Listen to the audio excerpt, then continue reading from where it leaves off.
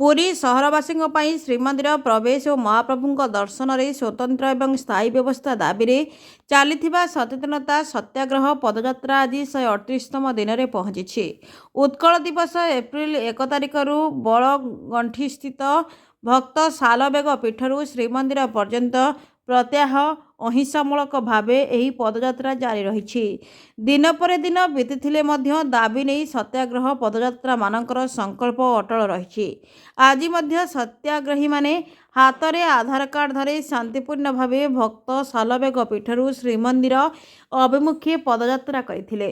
पदयात्रा श्रीमंदिर पश्चिम द्वार निकट में पहुंचा पर सत्याग्रही माने निज आधार कार्ड प्रदर्शन करी पश्चिम द्वार दे श्रीमंदिर में प्रवेश करथिले। पर घंटी द्वारा दे जाइथिबा महाप्रभु श्री जगन्नाथ को दर्शन करथिले। महाप्रभु दर्शन पर सत्याग्रही मानक मध्य भक्ति आनंद और आत्मसंतोषर परिवेश सृष्टि होइथिला। Bureau report Odisha digital news. गोटे दाबी गोटे उद्देश्य गोटे निवेदन गोटे यात्रा पुरीवासी को स्वतंत्र भाव में श्रीमंदिर प्रवेश एवं महाप्रभु दर्शन जे पर्यंत राज्य सरकार जिला प्रशासन विधिबद्ध भाव पुरी सहरवासी घोषणा करना से पर्यंत ए सचेतनता यात्रा चालू रही।